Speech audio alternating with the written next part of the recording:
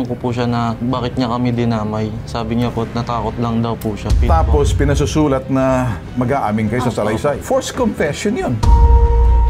Sabi niya po doon sa gwardiya niya, tumanap po ng posas para daw posasan kami. Pinusasan na po kami noon. Sabi niya po sa amin, baka gusto niyo ibalandra ko pa kayo sa harapan ng Pure Gold habang nakaposas kayo. Kakapal daw po ng mukha namin, tas mga kriminal daw po kami. Utusan mo ang gwardya, kumuha ng pusasan, dalhin sa presinto. Doon pa lang, malaki na pagkukulang ng Pure Gold.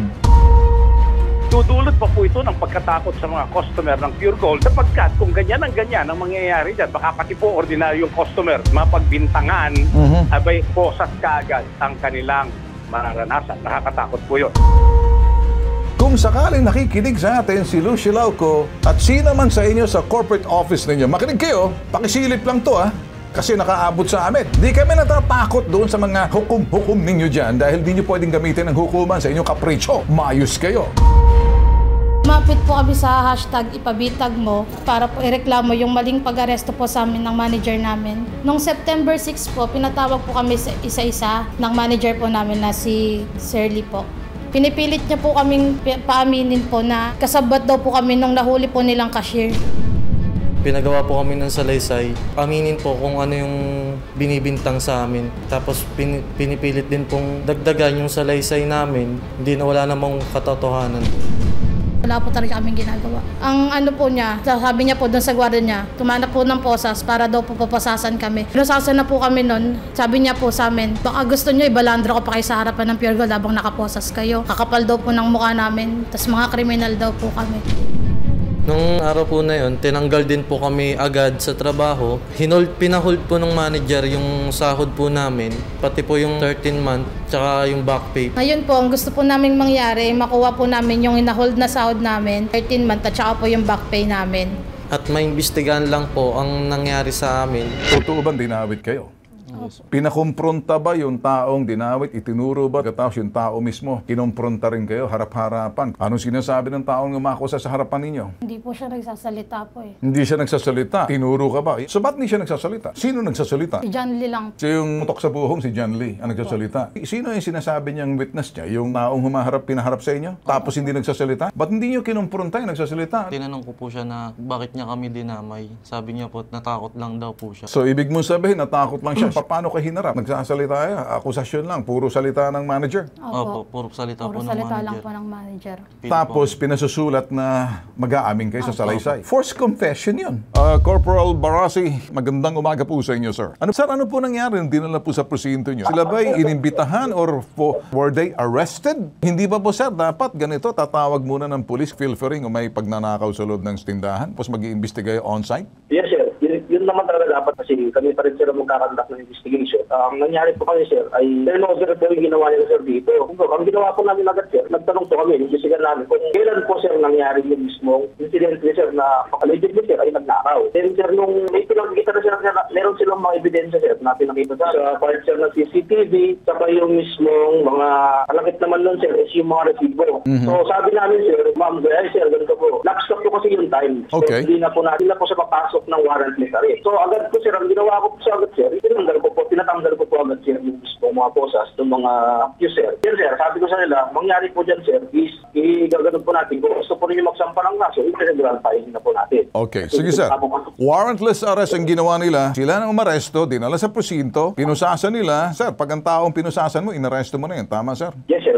Sir, the mere fact na mula sa Pure Gold sa tindahan nila, kinaladkad ng mga security guard na nakaposas pagdating sa inyo, abay, teka muna. Illegal arrest na po yun. Tapos, sabi ninyo, yung crime na nangyari, wala na doon sa sinasabing time na yung prescriptive period, yung sinasabi ninyo. Ang sa akin lang, sir, ano pong makita ninyong ebidensya na nagpakita sila ng CCTV at mga resibo? Nakita mo ba, sir, na pupuslit ng gamit itong dalawang? Yung baga, sir, yung sa CCTV, sir, ang usual lang, sir, yung ginagawa nila, sir, na parang trabaho lang, sir, may meron silang ipapunch, mga item, yung sinasabi ko sa paliwanag, sir, sa CCTV, ang sabi ko, CCTV lang po to. So, kailangan pa rin natin ng mismo resibo na mapapatunay na yung pinapansin nila ng mismong mga item ay wala po din sa mismong resibo. Sir, ay na-provide po ng Pure Gold. Naisampa naman natin, sir, yung kaso. Sir, sandali muna, Tanong ko, simple lang po, sir. Kayo po'y police. May nakita po ba kayo na ito, caught in the act na nagpupuslit, naglalabas, nilalagay sa pantalon na? Or nakikita niyo lang po, sir, the usual na trabaho nila, wala namang pagpupuslit? Yes, sir. Usual lang, sir. Wala po na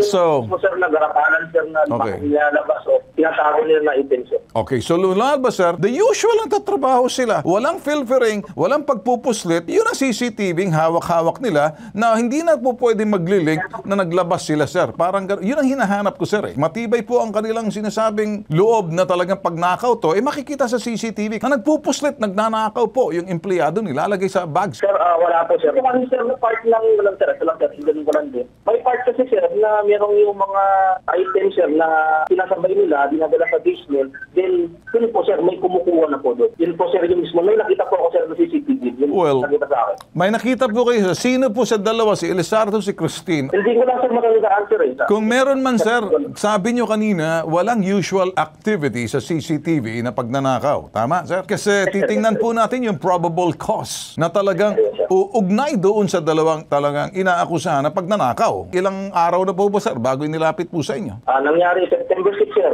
September 6. Pero kailan sila dinala sa presinto? September 5 yung nangyari. September 5 nangyari, tapos dinala sa presinto, nakaposas, inaresto, tinurn over sa inyo. Yes, sir. September 6 na, sir. Okay, September 6. So kaya hindi nyo na tinanggap. Pero dapat, kung direct filing man, at least kahit may ebidensya nasa sa inyo, sir. Tama? Yes, sir. Yes, sir. So, pinauwi nyo ba, sir? Sinabi niyo mag-file na lang kayo, pero kinakailangan, nakablatter sa presinto na ito'y dinala. Wala po kayo nakita. Kumbaga, pinag-file nyo lang sila ng direct filing kasi at the same time, sir, kailangan i-account kung magkano yung nawala. Natutugma, sir, kinuha doon sa kanilang stock, lalabas na mapapatunayan, yung mga yan ay nawala sa pamamagitan kung saan pagbibilang doon, pag-audit noon. Sa inventory, tama? Stock and inventory nila. Inabawasan ganito. Pinalayan nyo sila, sir, pero nagsampa ng kaso direct sa piskalya. Tama, sir? Yes, sir. Filing, sir, yung nangyari, sir. Okay, sir. Hindi ko na-questionin po yun. Sa akin lang po. Ako'y maraming salamat na ginawa mo niyo po yung tama. Dito tayo kay Attorney Batas Mauricio. Ano nakikita niyo, Attorney, doon sa parting, ito rin yung salaysay mga lumapit sa atin? Una po dyan, talaga pong illegal arrest yung nangyari. 3 batayan lamang pwedeng mang-aresto ng tao kahit walang warrant of arrest. Una, pag yung pong tao gumagawa ng krimen, aktual, naaktuhan ng kahit na sino man, kahit na ng ordinaryong mamamayan, pwede po arestuhin ng walang mandamiento di aresto. Ang importante po, naaktuhan, aktual na ginagawa ang krimen. Pangalawa po, pagka po hindi na naaktuhan, pero merong sapat na katibayan, pagkatapos po ng ilang minuto, pagkatapos ng ilang oras lamang, maganap ang krimen, pwede pong warrantless arrest kasi may sapat na batayan at meron po pwedeng pagbasehan ang paghuli, bagamat hindi naaktuhan ang mga taong pinagsususpetsahan na gumawa ng krimen. Pangatlo, pagka po ito'y takas na bilanggo. Dito po sa sitwasyong ito, wala po yung 3 elemento na ito para maituring na lehitimo o legal yung pagkaka-arrest. So, Ginoong Ben Tulfo, so illegal arrest po yan. Pangalawa, may Republic Act 7438 pa rin po tayo na naipasa noong 1992 ang may visa hanggang ngayon. Ano po ba yung Republic Act 7438? Nakalagay po dyan, may tungkulin ang mga nanga-aresto kahit ordinaryong tao sa kanilang kapwa-tao para papanagutin ang krimen na bigyang kagad sila. Nung bilanggit nyo kanina, Miranda Doctrine na pwede kang manahimik, ang lahat ng sasabihin mo dito ay pwedeng gamitin laban sa'yo. Pwede kang kumuha ng abogado at kung hindi mo kaya, bibigyan ka na namin ng abogado ngayon. Wala po itong ganitong pasubali ng mga security guard o ng manager ng nasabing department. So maliwanag po, hindi na lamang illegal arrest ayon sa revised penal code, kundi aresto paglabag sa Republic Act 7438. May karapatan po ang ating mga panauhin sa Elizardo at Christine at ang kanilang dalawang kasama na magsampa ng kasong kriminal laban dito sa Pure Gold. Okay. Attorney, tinanong ko ang polis kung anong nakita nila, there's anything irregular, nung nakita ba, dinadawit ba itong dalawa, kung meron bang nakita pagpupuslit or something like that. Sabi niya, wala naman. Kumbaga, nakita, parang natural lang, the usual, wala naman siyang nakita anything derogatory or anything na magtutukoy na pagnanakaw. Tinanggihan ng polis, nag-direct filing pa rin, pinilit. Anong nakikita niyo rito? Nakikita po natin ang harassment. Itong mga may-ari ng department store o ng kanyang mga opisyalis kagaya po ng manager at saka po ng gwardiya na sinasabi.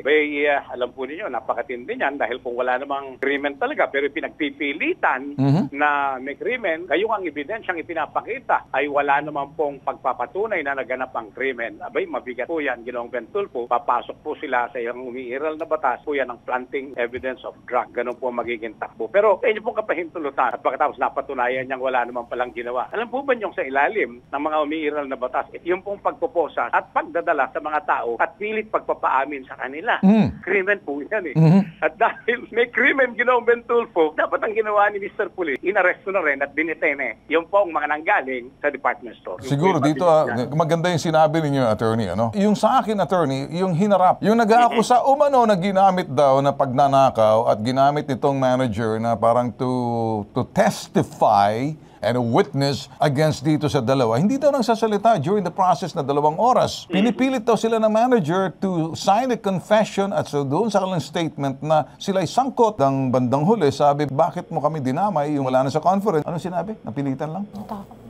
Natakot lang daw sila. So under duress ngayon yung sinasabing testigo kasi namilit pa na ilink ito rito sa parting to. Ako, attorney, nagiging ako dito sa law enforcement side lang ako. And I don't want to talk about the merit of the case but the process kung paano ina-arrest ang sino man pagdating dito sa pag-aaresto, lalo na pag ikay sususpetsa, nagdududa ka lang, wala kang sapat na ebidensya, baka kasi dito lumalabas yung panlalabis. Ito yung gusto natin isentro yung focus, attorney, na turuan ang mga tao ng kanilang karapatan at matuto sila. Kayo po ang dapat magpaliwanag po nito dahil kayo po ay nasa batas. Maraming salamat po. Ang binabanggit po natin kanina pa, yung pong Miranda Doctrine, at yan nga po ay naisa batas na sa Pilipinas sa Republic Act 7438. Karapatan po ni Ordinaryong Juan de la Cruz na magtanong doon po sa mga nag-aakusa, ano ang iyong akusasyon laban sa akin, at karapatan po niyang makita ang mga katibayan na inihaharap sa kanya ng mga nag-aakusa.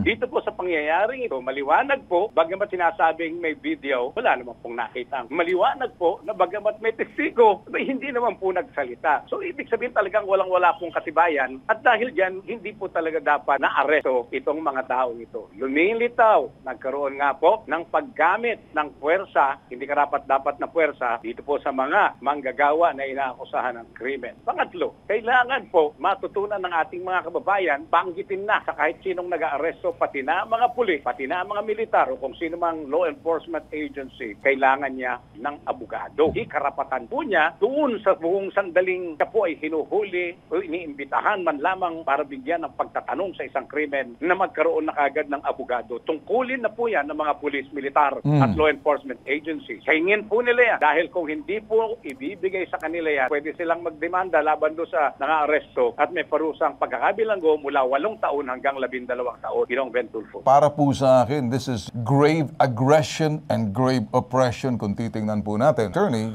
gusto ko lang sabihin din na doon sa parting utusan mo ang gwardya, kumuha ng pusasan, dalhin sa presinto. Doon pa lang malaki na pagkukulang ng pure gold. Ako naman nagsasabi na imposibleng hindi alam to ng pamunan ng pure gold, pero kuminsan nang lalabis o ignorante or medyo may para mapabuti ang serbisyo nila na doon po sa loob ng mga tanggapan, kuminsan nangaabuso yung may makapangyarihan. Normally mapang-abuso yung mga amo, manager, normally ang inaabuso yung malilit na tao, kaya ako mainit. Tama po kayo, Ginoong Ben Tulfo, mga kababayan, o subject to abuse sa napakaraming kaparaanan. Sabi, ito po ay isang uri ng krimen. Maliwanag na krimen na po yan. Krimen na hindi po dapat pinapayagan. Magdudulot pa po ito ng pagkatakot sa mga customer ng Pure Gold sapagkat kung ganyan ang mangyayari dyan, baka pati po ordinaryong customer mapagbintangan, abay, posas ka agad. Nakakatakot po yun. Kasalukuyan, kayo'y nakalaya at isinampa ang kaso sa hukuman. O ngayon, ito'y pagpipresenta ng inyong kaso para matuto si Juan de la Cruz. Kung sakaling nakikinig sa atin si Lucy Lauco at sino man sa inyo sa corporate office ninyo, makinig kayo, pakisilip lang to kasi nakaabot sa amin. Hindi kami natatakot doon sa mga hukum ninyo dyan dahil di nyo pwedeng gamitin ang hukuman sa inyong kapritsyo. Mayos kayo. Kausapin mo, pangalan nitong manager? Si John Lee. Sir Lee, sana makipag-ugnayan ka na lang din. Kasi lagi mo sa amin sinasabi na ang dami mo na napakulong. Talaga? Oo, sir. Lagi niya sa amin sinasabi yan, sir. Malagay mo si John. John Lee, kinig ka. Tao ka lang ni Lucy Lauco. Huwag kang maglalabis. Huwag kayo matatakot lumabas. Unang-una, hindi naman kayo akusasyon na. Ba't kayo matatakot? Hindi naman kayo nagnakaw, hindi naman kayo pumatay, hindi naman kayo nagbenta ng droga. Naniniwala ako sa mga sinasabi nyo, pero ayahan natin yung kaso doon sa itaas. Alam ko naman, mababasura yun eh. May mga pumupunta-punta po kasi sa bahay namin po. Sino pumupunta ron? Hindi po mga kilalang tao eh. Nag-ano po na wag daw pong palalabasin sa kalsada. Gusto mong gawin kong bola yung ulo na. Oh. Yan, parang ulo ni James, puti-puti pa ang buhok. Tapos, sira ulo. Kung sino man yung mga lilibot-libot dyan, libutin nyo ako rito, hambalusin ko kayo isa-isa sa mga paano yun. Tinatakot. Gusto mo magparamdam ako roon? Picturean mo, videohan nyo. Opo. Hahantingin ko. Cargo na namin kayo. Higit sa sumbungan, imbestigahan at anumang reklamo, binibigyan solusyon. Kung minsan di nasusolusyonan agad, pero pinipresenta para makita niyo at makaiwas po kayo. Pero umaasa po kami, mababasura. Yung mababasura, kung yan ay napupunta roon sa sinasabing hukom. Ang nag-iisang pambansang sumbungan, tulong at serbisyo may tatak bitag. Ako po si Ben Tulfo. Ito po yung hashtag, ibabitag mo.